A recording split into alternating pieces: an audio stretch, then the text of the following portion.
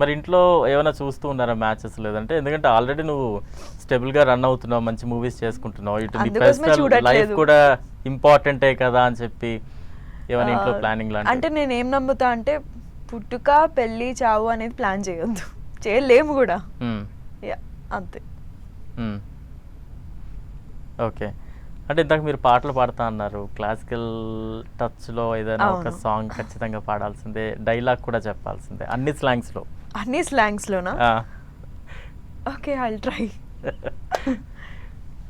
Song చెప్పండి, song పాడండి. Song okay, definite. సాని పాని పమా పమగ మగస సగమ పామ పని సా సాని పని పమ పమగ మగస సగమ పా మపనిసా వందనం వందనం శ్రీ గణేశ ప్రియవదన వందనం వందనం ముని బృంద హృదయా స్పందన.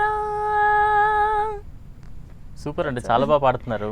అంటే మీరు మూవీలో ఎంటర్ అయ్యారు, డబ్బింగ్ కూడా చెప్తూ ఉన్నారు హీరోయిన్స్ కి. ఇంకా నేను ఐస్ క్రీమ్ తిన్నానండి, full my voice is like. అవును, మరి సాంగ్స్ ఎందుకు ట్రై చేయట్లా మీరు పాడడానికి? ఆ ట్రయల్స్ కూడా ఏమైనా అవుతున్నాయా? Maybe yes. అయ్యో, మేబీ ఎస్. అంటే ఖచ్చితంగా ఏదో ఉంది, ఉంటది.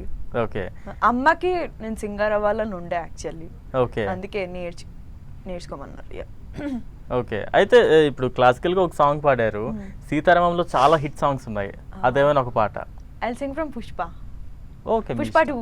Okay okay okay. చూసేకి అగిరవ మదిరి ఉంటాడే నా సామే మెత్తాని పతి పువ్వుల మరి సంటోడే నా సామే. సూపర్ అండి, చాలా ఫుల్ కోల్డ్ ఉంది, చాలా టాలెంటెడ్ గా ఉన్నారు. అంటే ఇక ఫ్యూచర్లో మేము ఒకవైపు సినిమాస్తో మంచి మంచి క్యారెక్టర్స్కి డబ్బింగ్ చెప్తూ, మరోవైపు ఖచ్చితంగా మీ మాటల్లో అర్థమైంది మీరు ఏదో సినిమాకి సాంగ్స్ పాడడానికి కూడా ఓకే అయ్యారు కదా అర్థం. డెఫినెట్లీ. ఓకే, ఇంత కెరీర్ చూసారు కదా, అంత ఎంతో కొంత మీ స్థాయిలో మీరు చక్కగా రాణిస్తున్నారు, చూస్తూ ఉన్నారు. ఎప్పుడైనా అనిపించిందా ఎందుకబ్బా ఇటు వచ్చాను, నేను నా ఎడ్యుకేషన్కి తగ్గట్టుగా ఆ ప్రొఫెషన్కి వెళ్ళుంటే బాగా క్లిక్ అయ్యేవాడినేమో అనిపించేదా ఎప్పుడైనా? ఆల్రెడీ క్లికింగ్ కదా అంటే అలా అంటే రెగ్యులర్ గా మూవీస్ ఉండకపోవచ్చు, కొన్నిసార్లు ఏమవుతుందంటే ఏ యాక్టర్ అయినా అండి, కొన్నిసార్లు పెద్ద పెద్ద యాక్టర్స్ కి కూడా 8 months గ్యాప్ వస్తుంది.